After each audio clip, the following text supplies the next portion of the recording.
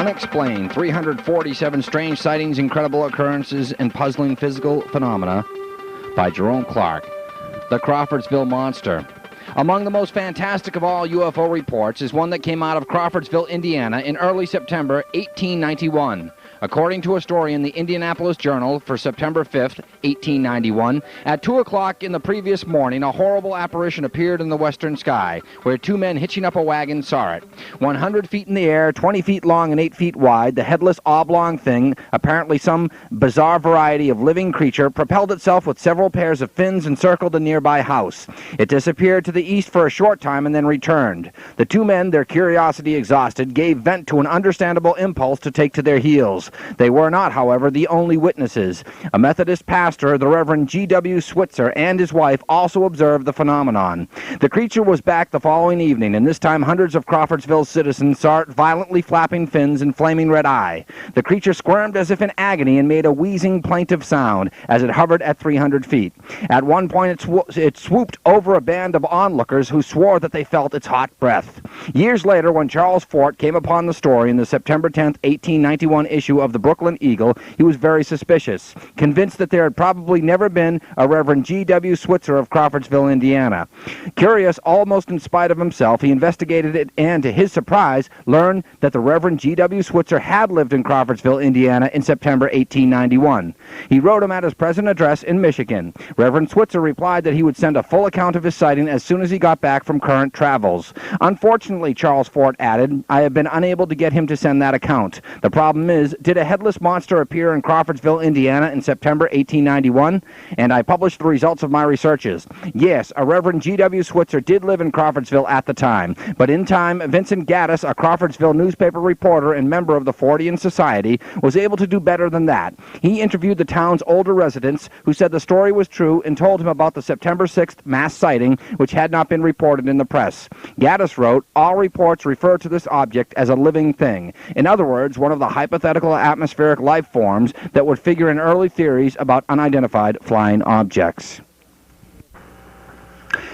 The Crescent Moon Club, in association with ABT, presents Omnibus Unlimited, a roundtable discussion of provocative subjects which must be addressed today. Radiovision for the 21st century.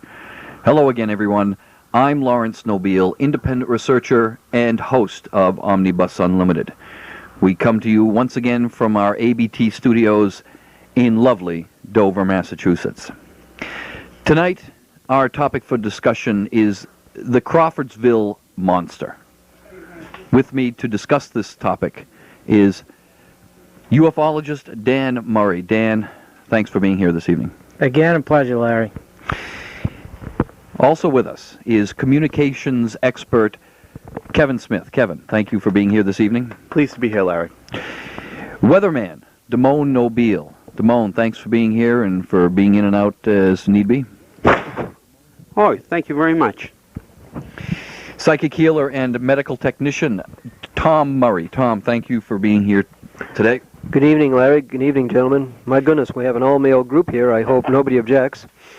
And, of course, our own seeker and producer of Omnibus Unlimited, Mr. John Horrigan. John, thanks for being here tonight and for having the show at all. Thanks, Larry, and always looking for female participation. Larry's going to be mentioning the address you can get a hold of afterwards if you'd like to be a part of the show or if you have any comments. That's right. Larry, tonight, the Crawfordsville Monster. That's right, the Crawfordsville Monster.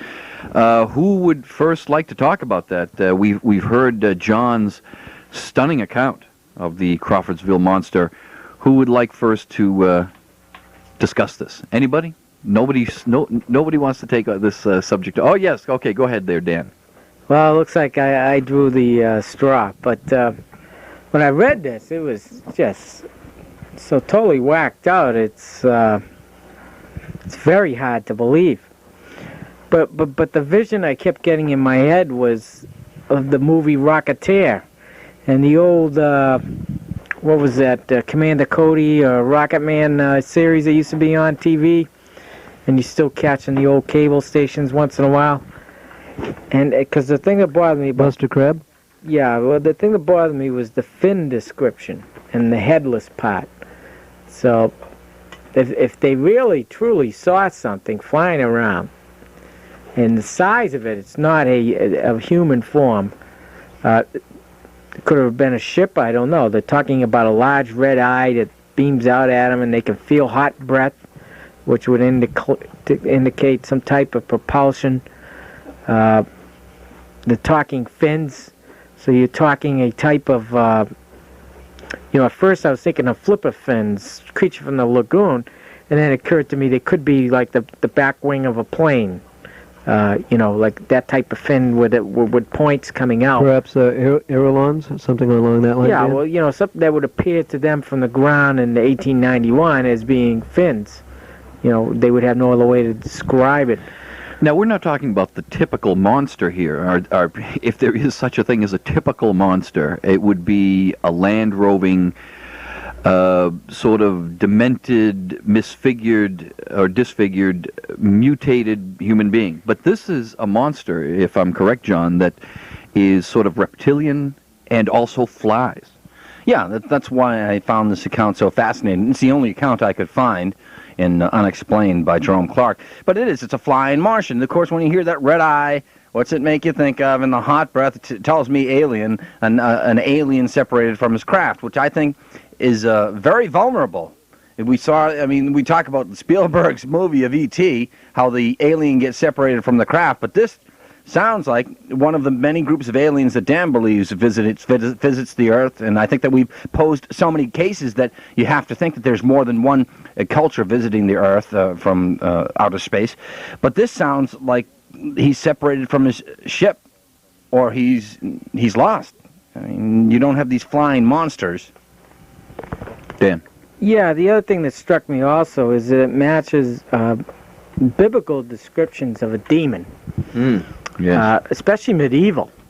Mm-hmm. Medieval descriptions of monsters that could fly and breathe fire and large eyes that could devour men whole. And, and they're talking 8 feet by 20 feet here on this sighting. And it swoops down at them. And you're talking a Methodist priest. I'd have my church full that weekend, and I'd be breathing fire and damnation down everybody's throat really fast after that sighting. Dan, too, in 1891, let me tell you. Doesn't it sound very much, too, like the classical description of the dragon, the large creature that can fly? Also, I think one of the factors might be one's interpretation of what one sees. If you're looking at an energy phenomenon, which has to manifest to human beings to be seen, it's going to try to take the form that it feels the human beings will most recognize. Much as when a spirit comes to a human being, it often wears the clothing that it commonly wore when it saw that person when it was alive, or what we call alive. It will often use language, expressions, might have a favorite quote that we use all the time. And then we say, oh, that's Uncle so-and-so, that's my great-grandmother, she was always doing that. So if this is an effort by an extraterrestrial or a spirit being to communicate, it might have taken the shape of this very, very large human being, evidently headless, or as you say, it could be an extraterrestrial trying to imitate some type of a life form known on Earth. Well, that's very interesting, Tom, but we're not talking about somebody's grandmother here. We're talking... How large was this monster, John, approximately? Was it the size of a human being, or was it much larger? 20 feet long and 8 feet wide. And it came back on 2 successive nights. And was that it? I mean, it was just seen on 2 nights and that's it? Yeah, but what I wanted to ask Tom's theory, though, that poses another one. If it were a spiritual incarnation or reincarnation or manifestation, are they known to take on hideous and grotesque forms as such? I might add that I have seen some grandmothers 8 feet wide, but never 20 feet long. Well, I haven't seen any 20-foot grandmothers, but Shaquille O'Neal's out there, folks. Well, it doesn't have to be any life form that has manifested itself on the Earth plane. It could be a spirit being that has been on another plane of existence, perhaps another solar system. And as I say, it You go to the movies, you have the large screen, you have a small screen in your home for TV. We can grasp these concepts very easily, but if you stood outside of a home and you couldn't see the sound on the TV screen, and you just saw the sudden images change, one second you see a man in a house, the next second you see somebody driving a car, the next second you see a tree. You couldn't figure out what that show is about without the dialogue. And so too, when you're communicating with other planes of existence, it's like being in a dream state, because the colors are different, the sizes are different. In your dreams, you create your own dreams. You change the plots. You contract or expand time. You might be in a dream, and yet you might be in a different body, or you might look differently, and yet in your dream you say, well, I know it's me. So in that dream state, what are images are you trying to create for the other people in your dream? You might see somebody, and it's a male or a female, and they bother you about something. But then a week later, you realize, well, in that dream state, that was really a part of my personality that I created to work on an issue. So, too, if I wanted to go into a parallel existence, an existence that's existing at the same time as mine, on a different plane of existence, and there are at least 7 planes that psychics know of on this earth, time would be different, colors would be different, sizes would be different. So I might appear to be a Lilliputian midget to these people, or I could be a huge giant and then ants. So whether it could be a UFO being or a spirit being who has never incarnated, it almost sounds, as Dan says, halfway between a satellite or a craft, a flying craft, and yet the people describe it as being human-like, but it has hot breath. And as Dan stated, perhaps the exhaust from an engine. He says it seems to have some propulsion device. It has fins for steering. I think of the Chinese. The Chinese mentioned the dragon. You know, the dragon in Chinese culture is not evil. It's not bad. The dragon is inherent as an energy part of the earth. It's green and it's blue, the 2 colors of healing, the color of the sky and the earth. They even have a special word for the dragon. It's called Qing. And it's considered a very beautiful blue-green. And the dragon can be very small and very tiny, or it can be very huge. It can go under the water, or it can float in the air, much like a UFO. And we have to wonder where these legends come from, and whether they are legends, or, as I say, if these are crossovers of different planes of existence, using superconductivity. Other beings that exist on other planes may be using the energy of the Earth, the energy of our atmosphere, to coalesce and condense unknown matter that we know here, or combining it in ways of matter that we knew not here, just as we did in 1986 with superconductivity in the laboratory at IBM. And so they're able to hold that for a short time, that structure, but they can't hold it for several hours or whatever. Right. Well, very interesting. Now, Dan, I wanted to ask you, when you talk about 7, not Dan, Tom, 7 spiritual planes of existence, are you saying then that this is one, and this is totally different from dimensions? We're aware of 3 dimensions here. It is generally 4 dimensions. It's generally assumed that there are several, very many more dimensions than just the 3 or 4 that we're aware of, and many more senses that humans have than just the 5. These spiritual planes of existence, and I assume you're suggesting that as a possible answer to this Crawfordsville Monster. And of course, I might add, it's very difficult for us to go back and try to piece together. Well, at least in the waking state, it's hard to go back. Right. But now, 7 spiritual planes of existence, and this is just one of them here, the human existence. Well, explain that. The Earth plane, your 3-dimensional world, height, width, depth, mean that you have some kind of a molecular structure.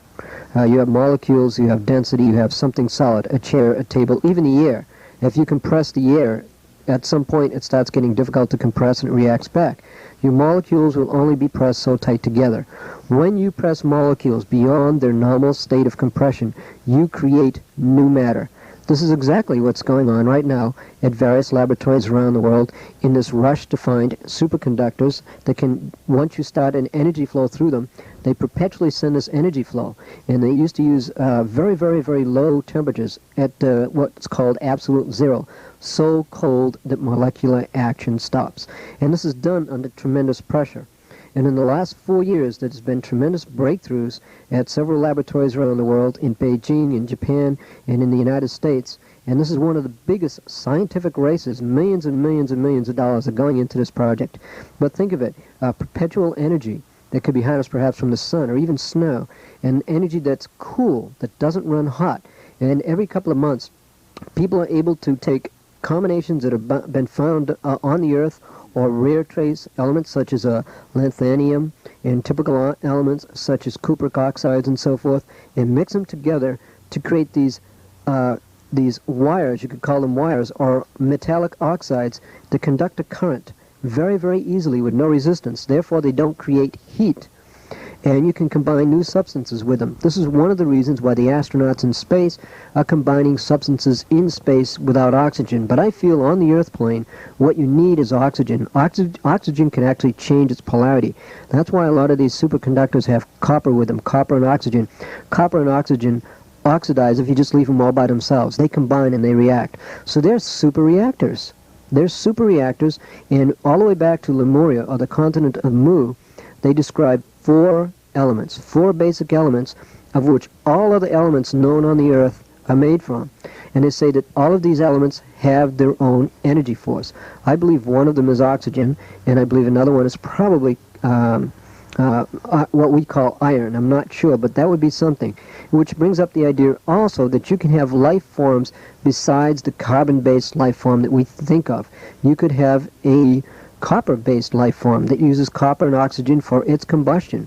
Every cell in our body is an internal combustion engine. It uses chemicals, it burns those chemicals, it gives off heat and energy and creates motion, just like the engine in your car. So almost everything we build is a variation of the internal combustion engine. Superconductivity is a theory that was proposed by the ancients over 10,000 years ago. I believe that the people who we call people out of Earth beings, UFOs and so forth, know this technology, have known it for a long time, and are able to utilize this technology to what we think suddenly appear in front of us. Very interesting. And if you're just joining us, the name of this program is Omnibus Unlimited. Tonight, our roundtable is discussing the topic of the Crawfordsville Monster. Now, we've transcended a lot of areas of study, and digress, which is within the normal parameters of this show. Kevin Smith, you just happen to open your mouth. So, Kevin Smith, communication specialist, what do you have to add to the Crawfordsville Monster? Well, my interpretations of the description of the account, I hope I've, put myself a far distance away from actually saying that I believe this actually existed or happened.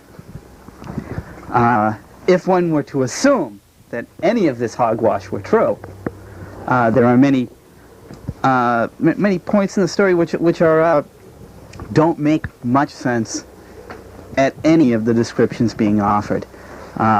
If you say that this was a living creature flying around, the description says the creature hovered. Hovering means stayed still, but was yet still in midair.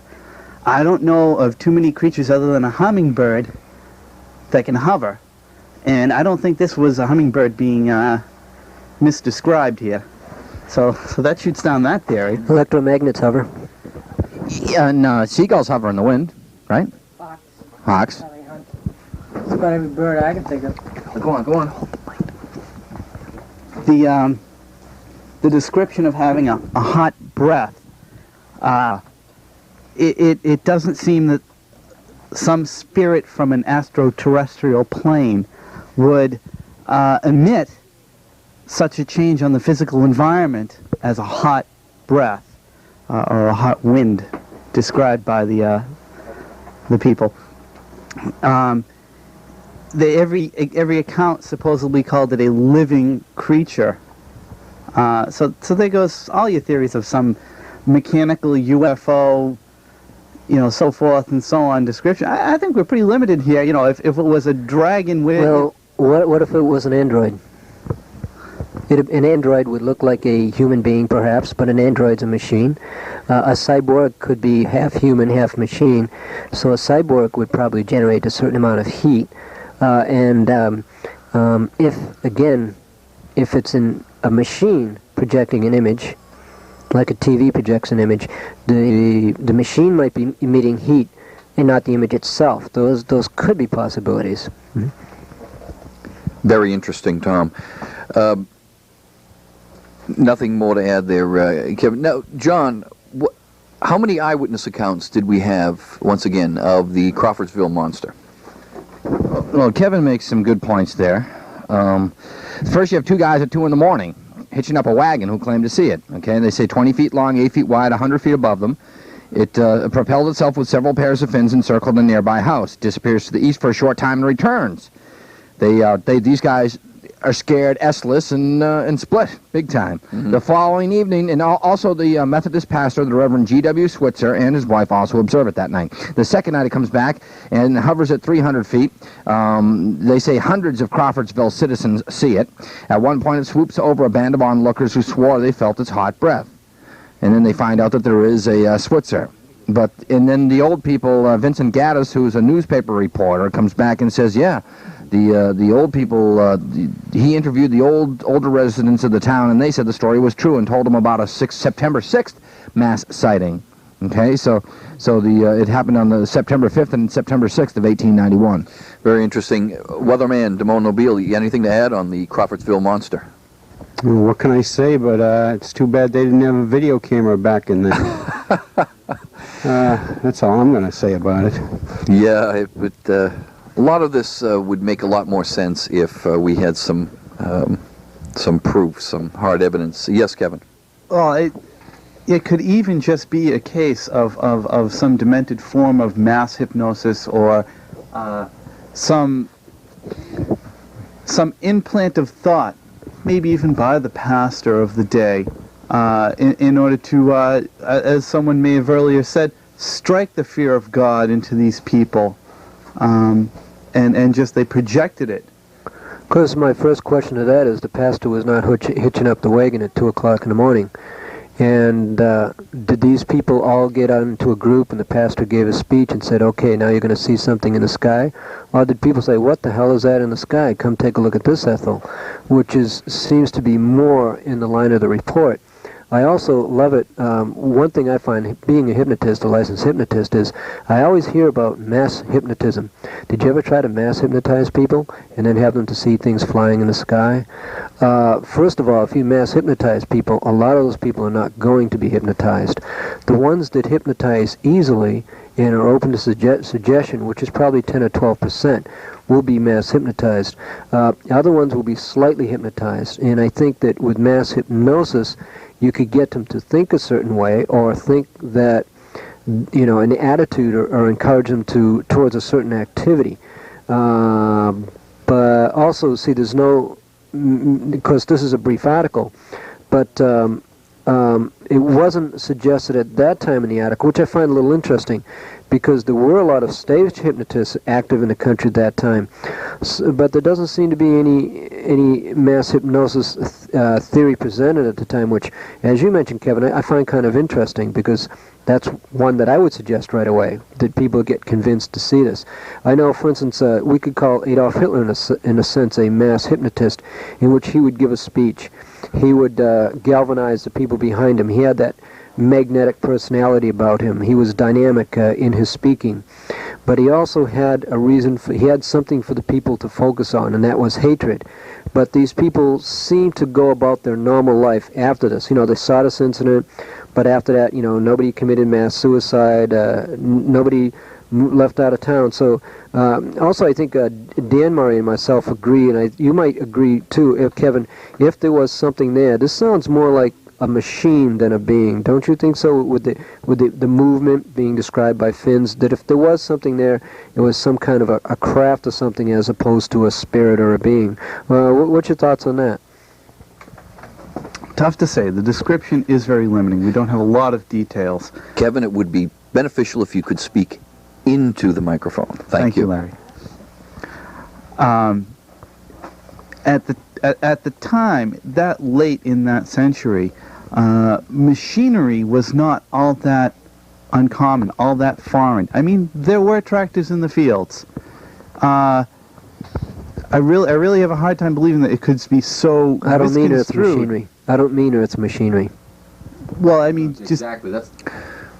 That's a point that hasn't been touched upon, and Dan is usually able to decipher through that. Doesn't it sound like the hot air is maybe some sort of vent through the spacecraft? The red eye is just the red light. If it hovers and has fins, who's to say that it moved as if it were living and flapping violently, but it sounds as some sort of extraterrestrial craft now the more that I look at it.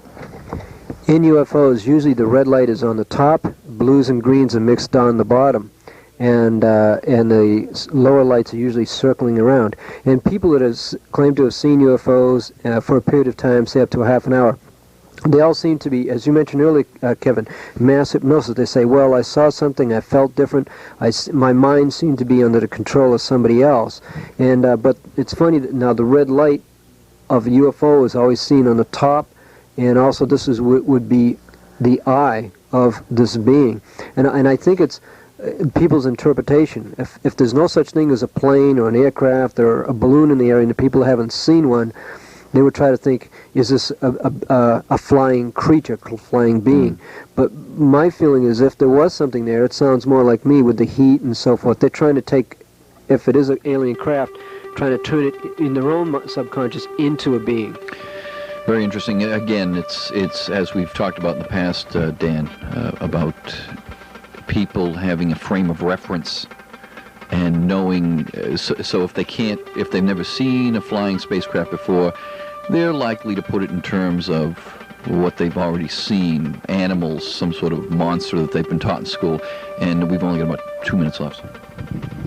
Yeah, I didn't think of it at first, and I've never researched it really or paid much attention to it.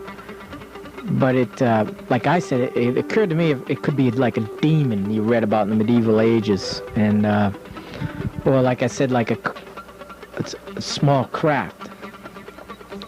But the other thing Tom brought up that disturbs me is dragon stories throughout the world, and I mean, implanted in culture and history like they really, really existed. And damn if this thing doesn't sound like a dragon with hot breath and red eyes and flying around with gills and fins and everything else that describes it. And, as I've said, I've claimed we've been visited by more than one planet, and I don't know what all of them look like. I know what two look like. Damned if I can explain it if these people saw anything. But as Kevin said, I don't disagree with you at all, Kevin. They said it looked human-like. But then again, they're describing according to references they have. That's right, and unfortunately that will have to bring to an end our discussion of the Crawfordsville Monster. I'd like to thank my guests for being here to discuss this topic tonight. UFologist Dan Murray. Dan, thanks for being here this evening. Anytime, Larry. Psychic healer and medical technician Tom Murray. Tom, thank you very much. Thank you, Larry. Communications expert Kevin Smith. Kevin, thank you very much for being here this evening. A pleasure to be here, Larry. Weatherman Damon Nobile. Damon, thanks again. Oh, anytime, Larry. And of course, our own seeker and producer of Omnibus Unlimited, John Horrigan. John, as usual, thank you for gracing us with your presence. You're very patronizing. Thanks, Larry. Just had to get one in. I'd like to remind our audience that Omnibus Unlimited is seeking aspiring artists and videographers to display their work on our visual backdrop of Omnibus Unlimited. If you are just such a person, send your name, address, phone number, and area of study to Omnibus Unlimited, Box 577, Dover, Massachusetts, 02030-0577, and perhaps your work will be displayed on Omnibus Unlimited. For the rest of our viewing audience, if you have any questions, comments, suggestions, or if you'd like to be a guest on Omnibus Unlimited, that address once again is Omnibus Unlimited, Box 577, Dover, Massachusetts, 02030-0577. I'm Laurence Nobile, independent researcher and host of Omnibus Unlimited. For all of us here at Omnibus Unlimited, Thank you very much. Thank you for your attention. Good night and good luck. Omnibus Unlimited is a presentation of ABT and the Crescent Moon Club.